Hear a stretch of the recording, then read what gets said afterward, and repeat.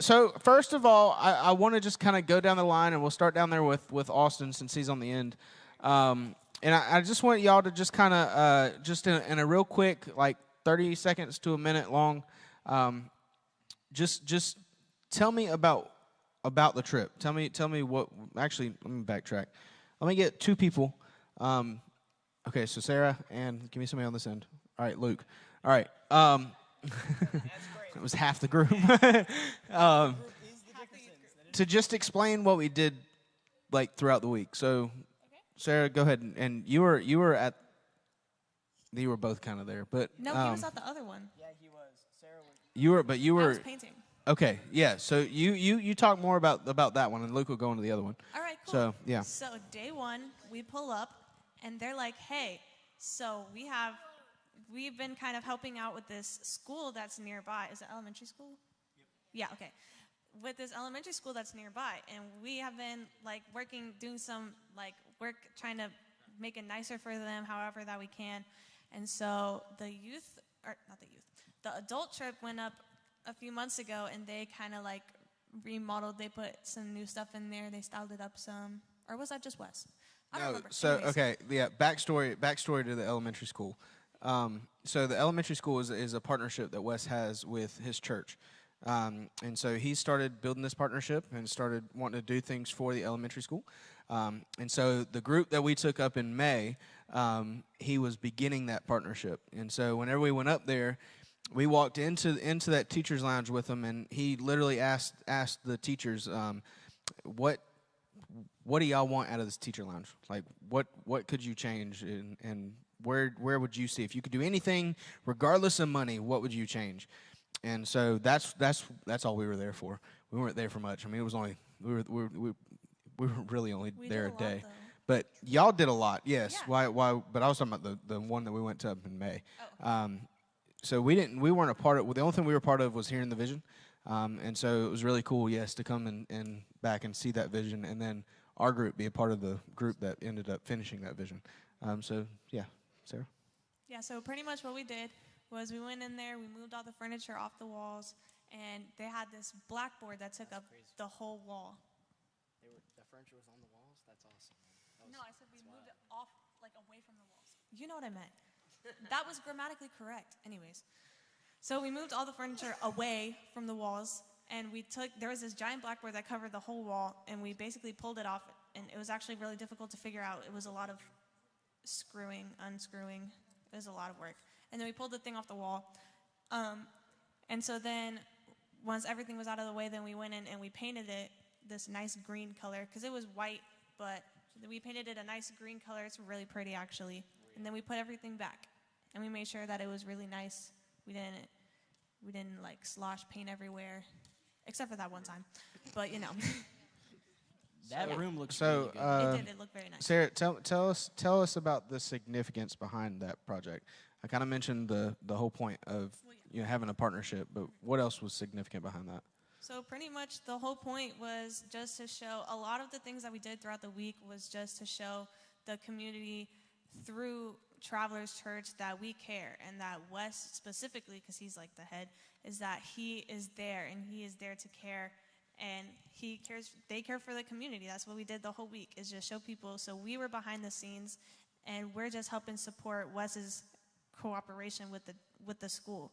So pretty much we did that so that the teachers have a better place that they can work in while they're at work, and that it's not so old. And yeah. Old is the right word there, because it was very, very outdated. It was a crusty room at one point, but now it's a brand new room. All right, Luke, tell us about the other project that we did throughout the week. So while they were inside a building with air conditioning, me and the boys were outside. And Sydney, hold on, and Sydney, and Grace. We were and Grace, outside, and Grace, post-hole yeah, diggers in hand, and Phoebe, sticking and there was. Hold on, all right, Luke. It wasn't you and the boys. It was you and a lot of other people. Yeah, I know. Yeah, it was not me and the boys. Anyway, so the rest of us were, there was only a small group at the Austin teachers' didn't lounge. do much, though. And the rest of us were at Wes's neighbors, like 2 doors down from him. And what we were doing is we were building a fence for them. Pastor West went over there and asked them like what they wanted for their fence, and they were like, oh, we want it to go all the way around the backyard, because they had some adjacent fences, but they wanted kind of their own. So we dug a bunch of post holes. I think it was like 17 post holes, whatever. We put the posts up, put the fence panels together. Man remembers the amount. And we built. Hold on. Aiden asked a great question, which is how much we got paid for this, and this was none. We did not get paid. But what we did do is, just like with the Teachers Lounge, this had a purpose, obviously. Pastor West has Travelers Church has a great reputation around that area, or what's called Crafton is like that area around Pittsburgh, of being the church that will help you out, being the church that will support you if you're in trouble, and being the church that cares about you and doesn't care who you are, And so us doing that, especially for people who just moved into the neighborhood, was a way of building Pastor West's rapport with them, which is building Travelers Church's rapport with them. But it's really not about Pastor West or even about the church. It's about showing them Jesus. It's about showing them Jesus' love and supporting them in whatever they need as a church. And so that was what we got to do. We got to be a part of that. So we got to build the fence for them. And then we also did the family night. I don't know if somebody else wants to talk about that. Yeah, let me have, who wants to share about the family night? Sydney, you made cotton candy, right? I didn't do the family fun night. All right, go ahead, Hannah. No, I'm the... Explain what the, go ahead, Hannah. Explain what the family fun night was Okay, and the purpose behind it and everything. We went to this park in Pittsburgh and we put up a bunch of like bounce houses, and we had people doing like what was it, cotton candy and popcorn, and we were playing. There was like worship music playing, and and snow cones. I ran one of the bounce houses. There was like 4. I did one. Adam did one. Will did one. Jack did one. Phoebe did one. A lot of us rotated. We rotated in that. But the main point of the event was to be able to bring families together and show them the love of Jesus through a church that was giving back to them and helping them. So I thought it was a really good event. I enjoyed it. It was a lot of kids. It was very stressful. Yeah. They didn't listen to me, and They all wanted cotton candy. yeah, So- they Could would only bring make it one in the cotton bounce candy at a house. time. Wanted me to Do yeah. do any of y'all remember what Travelers Church's mission statement is? I thought he was going All about Jesus. They're all about Jesus. Jesus. It is on the back. They are all about Jesus. What is it? Wasn't it like connecting Jesus to your journey or something like that? Yeah, Dylan. Something like that, I don't Dylan, confirm. Okay. Yes, connecting Jesus to your journey. And so, just to talk about the significance to that, and to kind of collectively talk about the things that we did. So, it may sound minor about the stuff that we did, such as building a fence or painting a teacher's lounge and moving stuff, and do this small event that we did. While we were there, the family fun night, it's they may sound minor, but the reality is like Wes had the opportunity, and we also had the opportunity to share the gospel through our actions as well, the whole trip. Our actions, we had many opportunities to share it with our words as well, but our actions showed a lot about who Jesus was, and we talk a lot about how our actions can represent who we are. If we talked about it this morning, if Jesus is at the center of our life, then it should be shown through it all.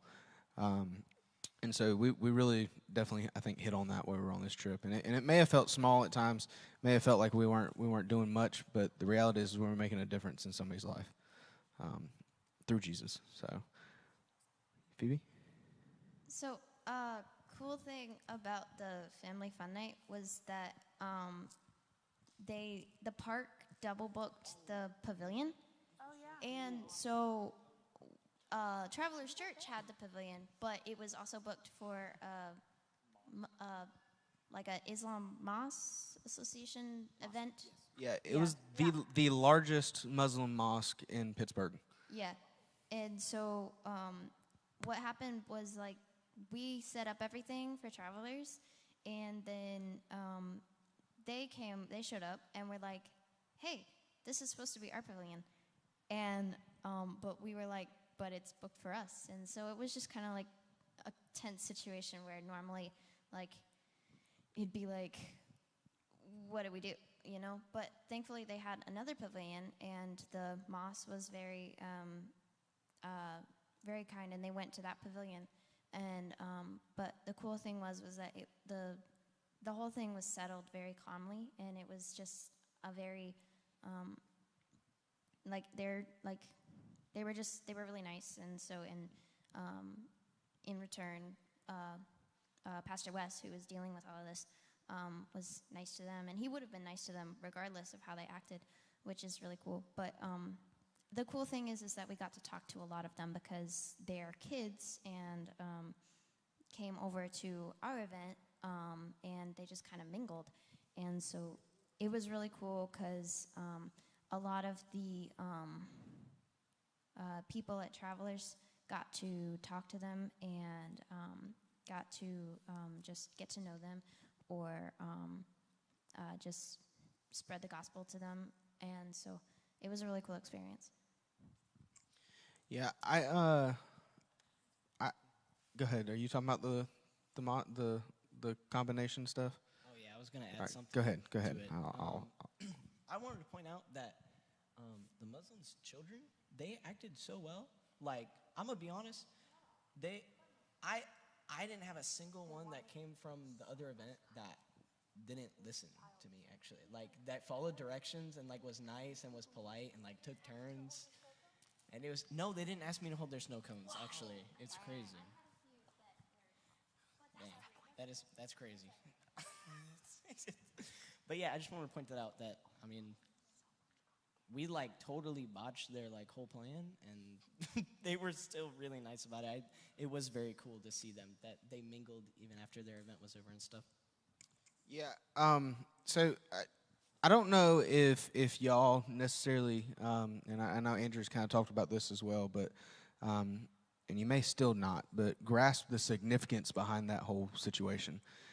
The Muslim mosque. Now, this mosque, when I say it's the largest mosque in Pittsburgh, if they opened a brand new church that could seat 5,000, they'd have to start out by hosting about 4 different services in order to fit everybody. And so it's for one, that was insane. I mean, they brought probably 300-400 people out there with them whenever they came. And so, but one thing that I want to point out is the significance behind it being a Muslim mosque. Muslims tend to not associate with Christians at all. They tend to be very distant from anything that has to deal with Christianity. And so when it came to sharing that space, it meant a lot more than just sharing a physical thing. To them, everything that they do is spiritually. And I'm not saying that everything that we do shouldn't be, but to them, when they look at everything, they're very strict about their rules. They're very strict about what they can and cannot do. They're very strict and in front of them about it, and they hold each other very much accountable for that. And so when it comes to sharing a space like that, or sharing a space with another church, a Christian group, it meant a lot more. And so I remember whenever we were there, and it was Andrew, Hannah, and Wes's dad. We all, and myself. He came over and was telling us about the situation, and we just sat back, and we went over to the side, and we just sat back and prayed about it. We prayed about the situation before anything happened, before anything went down, and I remember praying about that and hearing about it, and then coming back out and learning the fact that they opened up their arms and opened up their minds to everything. And I don't know if the significance behind it all really grasped with all of us at the moment. But another thing I want to point out, when we're sitting there in that park, and Wes had the opportunity to share the gospel on multiple different occasions, the ones who stopped and listened were not the members of Wes's church. Some of them were. They weren't the members in the community. The ones who stopped and listened and were very much respectful to what Wes had to say were the ones of that group. So Wes not only had the opportunity to share the gospel, now we all did as well, but Wes not only had the opportunity to share that gospel on the microphone, but he also had the opportunity to share the gospel to people who were listening. to people who were actively listening to what he had to say. And so I think it's something that we can easily skip over the importance of that, and easily skip over the happiness of it, to the point where we think it's just an everyday thing. You know, the reality is whenever we went up there to Pittsburgh, it's a different culture. And that's going to be a question that I want to ask y'all. What cultural differences did y'all notice whenever we were up there? Very few Christians. Go ahead, Sarah Beth. You got something to say? Sorry, I just have one last thing to say about the fun night is that, like, we kind of said that, like, me and Sydney and Caitlin, we were doing, like, snacks and just, like, making and handing out, like, popcorn and snow cones and cotton candy, and, like, we were running bounce houses, and that's just kind of, like, us chilling, just, like, running things. But the point of it was not for us mainly to have gospel conversations with people. Like, if that happened, then yes, take the opportunity. But the point of us being there was to get Wes and his people and all of the workers with him with Travelers Church and Dylan and all the Gen Senders, is to get all of them freed up so that they can go out and they can do the gospel conversation. So us saying, like, oh, we just spent the whole night at a bouncy house, like, yeah, we interacted with a lot of the kids, but the most impact came from Wes and those people going out and sharing the gospel, not just from us giving people snacks and a fun night. Yeah, I mean, that. I'm glad you pointed that out, Sarah, because that was our purpose for going up there. Our purpose was to come alongside of Wes, to come alongside of his team and say, you know what, we're here to fill the gap that's needed, and we're here to take your place so that way you can be able to be the front runner of everything. Because Wes runs himself crooked, trying to get everything done by himself. I will say that Wes is a go-getter who does everything he can to make sure that it's perfect for everybody. And he is doing a phenomenal job up there. And so our ability to come alongside of him and help him with that, and for him to be able to put his trust in us to do things and get some things done was big. So let me go back to that question. What cultural differences did y'all notice? And we can just kind of jump around, Hannah. I think I was so used to, like, Southern hospitality, like living in, like, the same, like deep South my whole life. They're not that nice up there. Like, when we were going door to door, they would just, like, if they answered, they'd just be, like, kind of, like, shady, like, okay, bye. And they like, shut the door. So they were not taught manners up there in Pittsburgh. I don't think they weren't taught manners. I think they were taught to not answer the door because the culture is so different up there that you can't answer the door. Just add that. I would say one other thing is that not just, like, everybody being, like, in their houses and, like, shutting the door and not really talking to anybody, but in Fayetteville, you kind of notice, like, if you drive down the street, there's people in neighborhoods, like, going out for walks, maybe walking their dog, or, like, people in parks on the road and stuff, and you just, like, see people.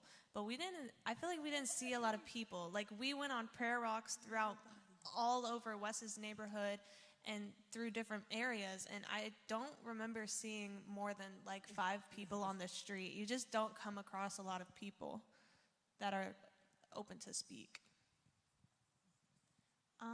Also, something that's, like, way different up there is that, you notice down here is that most neighborhoods are almost, like, divided. Like, you have the good income neighborhoods, and then you have the bad part of the neighborhood that your parents tell you don't go in there. And up there, it's almost like that's not a thing. Yeah, they just kind of like blue houses down. You'll have a You live like mansion, trash. Joey. You'll have like a $1 million house next to a really trashy looking house. And so the amount of people that you're reaching and the type of people that you're reaching is so diverse. Like, they come from all different backgrounds, and they have so many different, like, ways of doing things, and yet they all live in the same place. Personally, I think that's really interesting, and I also think that it's just, like, I don't know. I think that's interesting, and I think it also, it just makes it, sometimes it can make it harder to reach people, but at times it can also make it easier to reach a wider people. What? Okay. One other thing. Oh, sorry. One other thing is that in Fayetteville, this is also kind of the same, but less. But when you're walking around, there's a church on every corner, and it's different from here because a lot of them are like Christian-oriented churches, or like we're Baptist. But up there, it's mostly Catholic churches, and so like you can walk down a street and pass 2 or 3 on your way. There's one on the corners, just everywhere. And when we went for a walk the first day with Wes, and he pointed out some to us, but it's just different. Like they're all by the neighborhoods, they're all within walking distance, and a lot of people that I did talk to, a lot of them said, like, oh, we do have a religious background. We do, like our parents raised us this way, or we used to do this or this.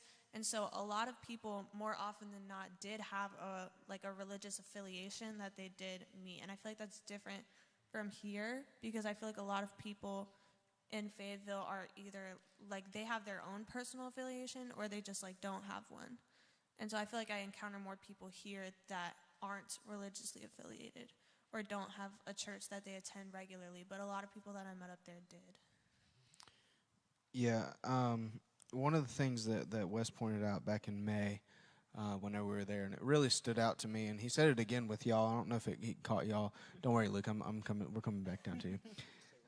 What are you going to say? No, I was Wes, he said it while we were on that prayer walk that Sarah was just talking about in the first day. But he said it to us while we were up there in May as well. He said, "Everything is here except for Jesus." And that's the comment. That's the thing that stuck out to me the most, because Sarah, like you said, here we see a lot of people who whenever they're in church, or whenever they're the ones who are believers, 90% of the time they're actually involved in a church. They're actually involved in some sort of religious background. But up there, most of them will say, "I have a religious background," or "I'm involved in," or I believe in something. But a lot of times they're telling you that to say, "Yeah, I don't want to talk to you." They're telling you that to say, "I don't want to, I'm gonna please you so that way you can, get on," like the manners thing, type of thing as well. And so one of the things, like I said, that really stuck out was everything is here but Jesus. And so just think about that. Yeah, additionally, something that Pastor West pointed out to all of us was Philadelphia, and this is the reason that he went there. Philadelphia has had the largest... Pittsburgh, sorry, I don't know why I said, sorry. Pittsburgh's in Philadelphia. Thank you. Pittsburgh has had the largest growth of unbelief of any Send city. Send cities are cities that are pointed out by Send Networks as places that, everybody needs Jesus, but, these cities have, no Jesus. And so he pointed out that Pittsburgh, in the year around 2000, had about 7% of the population said that they don't believe in anything. That number rose to about 22% around 2010, and then skyrocketed since the advent of COVID to about 43% today. So almost half of the population of Pittsburgh has no affiliation with religion whatsoever.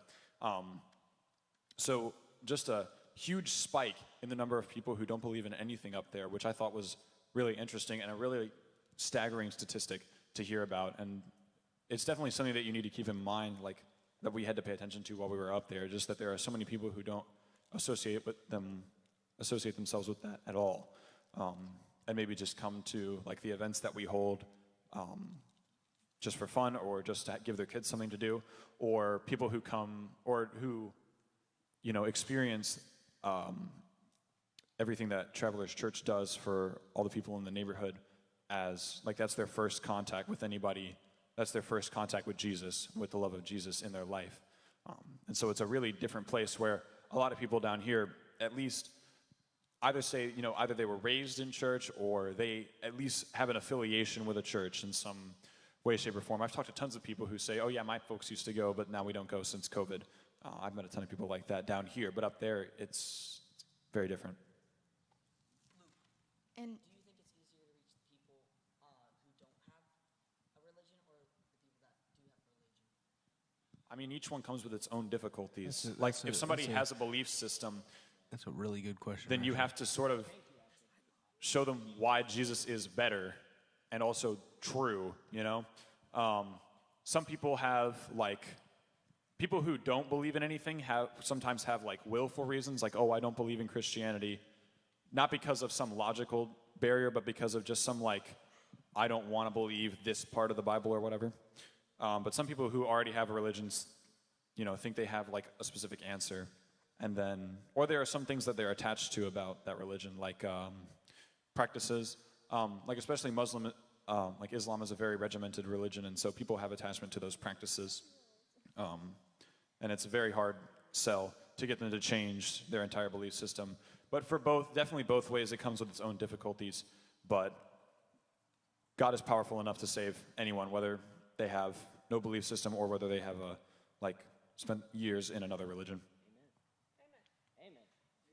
And is it okay if I wanted to say something about what Luke previously said. Because there's such a big population of what they call nuns, or people who believe in nothing, church plants up there don't normally make it. So they, on our prayer walk, and even on the drive to where Travelers Church was currently operating, so many churches were pointed out to us that have now just become venues for weddings or photos, or what's it called, a photo shoot, and just pretty scenery now. And so that's one reason why we go up there to help Wes, because it's such a hard environment to church plant in.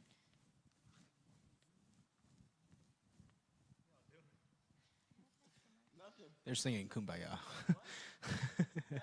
They're saying, I don't know. All right. I want to ask just one more quick question, because then I want to get Dylan up here for a few minutes. But what was the hardest lesson that you had to learn while you were up there? The biggest, yeah, the hardest or the biggest lesson that you took from it. Okay, I was going to say that I think the biggest thing I took from it, or one of the biggest things I took from it, was really the importance of making individual relationships and connections with people. I know Sarah pointed out, at that family fun night, we had that our main purpose, making the snacks and everything, wasn't to have gospel conversations, but I will say that line stayed long, so I definitely had the opportunity to talk to some people. And not all the conversations were gospel conversations, most of them were just casual, but I did have some really good conversations with a few people, and one in particular, I don't remember. Just go clean it. Continue. Anyways, I can't bring this guy anywhere. I don't really remember her name, but she had a daughter, and she was pregnant, and she just moved there, and she was talking about how she really had no sense of community. She knew nobody there, and I was asking her if this was her first Travelers event or if she wanted to be a part of a faith community, and she said it was, and she said she really was looking for a sense of community. And I think Wes talked to her too, and I'm pretty sure Dylan talked to her too. So I just thought that was really cool, because not only, even if she doesn't end up coming to church, that plants a seed in, not only for her to get that sense of community that she's looking for, but also to maybe connect her to Jesus and her kids. So. All right, can I go? What? Yeah, go ahead. Can I go? So, the thing that stuck out the most for me was, every year we go to Pittsburgh, we do the same things, we build relationships, and then we come back, and we just don't do nothing about it. So I think the biggest thing for me is coming back and continuing to live on mission in a sense. Like, Amen. He said it. like, just one thing I can name is when me and Aiden went and passed out flyers for the movie night the other thing. We brought back what we were doing to this community. We brought it from one community to another community. Thank you, Dylan. I appreciate it. Paul, OG. I wanted to so bad. All right, I got something. Unless anybody wants to go first. You can go first. Okay. So I think the biggest lesson I had to learn was remaining joyful even when you're tired.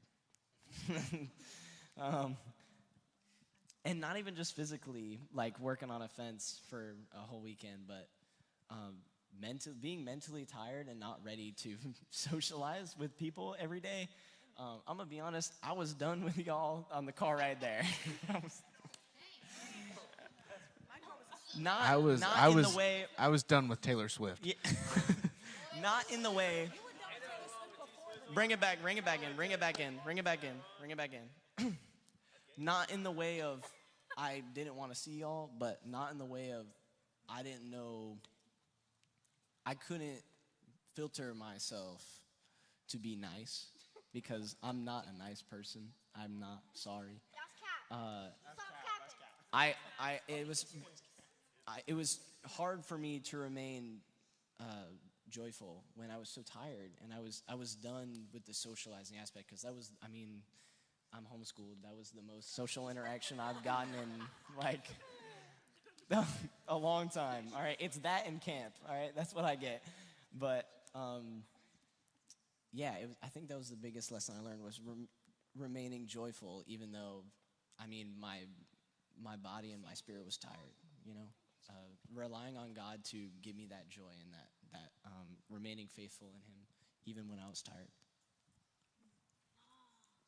So for me, For me, I would say one big thing that I learned while I was there is that you have to love God before you can share God.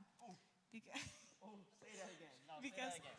Okay, you have to love God before you can share God. Because when we were up there, Don't drop the mic, but like. Somebody tweet that. Give me a water bottle. But yeah, so thanks, Adam.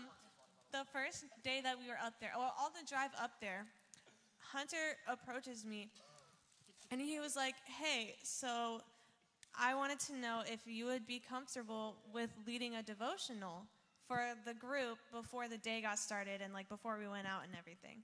So this is like not for other people. This is for these people here that I already knew and that I just like do life with all the time. And we got to the hotel room, and Sydney can tell you I did nothing else that entire night. She was just sitting at the desk sat like, at the desk. By the way, her answer to me was no at first. I was scared. I literally sat there for like 4 hours just going through my Bible because I was like, what am I going to tell them? Like, nothing that I can tell them is going to be what they need to hear. Like, how am I going to do this? Like, what can I tell them? And it just took me a second. Like, I was just, like, I wasn't even reading after a while. I was just scanning. I was like, anything that I can give them that will help them for this day as we're starting. Because it was the first day. I was like, we're going through this whole week. I have to do something good. And so it took me, like, 2 hours. But I realized that, like, I couldn't just, like, scan through and look for the perfect answer. Just, like, going through Psalms. I just opened it, and I was like, scanning through it. I realized that it wasn't what I had to say, and it wasn't what I had to say, but I wasn't the one that was speaking to them, and I wasn't the one that was giving them the encouragement. And also, this came from my mom, because I was texting my mom about it. I was like, "Mom, I have to do this devotional, and I'm stressed." And she was like, "It doesn't matter what you say." I was trying to write it out, and my mom was like, "Don't write it out because the Lord is going to speak through you." So for me, it was just, I just got the verses, and I was like, I have this, and we're going to read it. And then God's just going to use me, and these people are going to perceive it how they need to for this day. So personally, it was just me. I was trying to just be the best that I could be, but I was forgetting that it's not me that needs to shine, it's God. So that was Oh my God. Yeah, clap that one up. Clap that one up. Yeah, that was so good. Luke, we're gonna get your whole family called into ministry. That was good. No, absolutely, Sarah. Sydney. Okay, so this is kind of honestly along the same lines of that. I'm gonna be completely transparent. I was really nervous to go on this trip. I didn't really feel equipped to go on it. Just watching everyone else, I was like, Sydney, you're not as knowledgeable on this. Like, you aren't gonna be able to share the gospel as well as them. But in the end, afterwards, I was like, what really matters is that you were able to make connection with people. And that's all that really was. Like, you were able to be there and share Jesus. It didn't matter how much you knew about it, or if you didn't know the right thing to say, you did it, and you made a difference. Yeah, absolutely. Awesome job, guys. Any other last quick comments?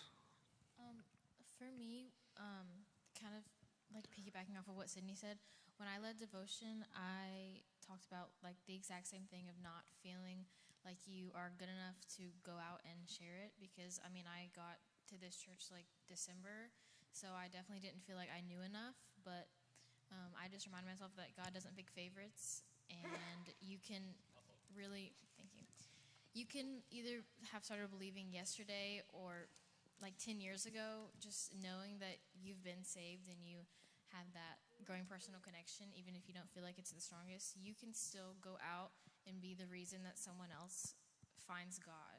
You don't have to go through a whole like course study to try and figure out what to say. You just kind of have to do it, and it all worked out. Paul like that one. Y'all preaching over here. So, I think the biggest lesson I learned, and I really just started thinking, just came to mind right now, because I hadn't thought about this until just now. So, but I guess kind of just like the little thing matters, like the little things matter, and like the one person matters, the one conversation matters, kind of like what Pastor Chris talked about this morning. But if y'all have ever heard this story where, like, on this beach, all these starfish are getting washed onto shore, and this little boy just starts picking up one at a time, and there are thousands of these starfish, and he just starts picking up one at a time and throwing them back in the sea, and a man walks up to him and says, "What are you doing? You can't save them all, but I saved that one." And so it's just kind of important to remember that you don't need to share with a huge conversation to make an impact, because heaven celebrates every single person that's name is written in the book of life. Every single person matters. It doesn't, numbers, like how many people you reach, it's good to reach a lot of people, but if you're talking to a congregation and those people don't take what you said into their heart, that's not going to do anything for them. But if you're talking to one person and it changes their life, that's one more life saved. So I guess that's kind of something that I learned. That was good. All right, I'm gonna. I didn't really have a lesson that I learned per se, but there was something I struggled with that I worked through while on the trip, and that was listening to what people told me, even if it didn't necessarily make sense to me. For example, when we were working on the fence project, I understood why we were working on the fence, but the way that things were done didn't necessarily make sense to the way I would have done it personally, but I had to keep reminding myself, this wasn't my project. I'm not overseeing this. I'm not managing. This is Wes's project, and he's requested us to help work under him. So everything he said is what needed to be, not the way I wanted it to be. Can I add on that? I think that parallels a lot with us and God. We always have to keep reminding ourselves that it's not our plan. There is nothing that we can do better than God can. Amen. And yeah, thank you. I've been struggling with that for actually a really long time, is not understanding why or what God is doing and having to trust that it is better than what I think is good. And that is a real struggle, and that is a real battle. And wow, is it hard. But I don't know. I wanted to say that because Joey brought that up, and that really speaks to me, is that God is the ultimate authority, right? It's God's plan, and we're following him. Can I say one more thing before we leave? Yeah. Okay. Thank you. That was so good. That was so good.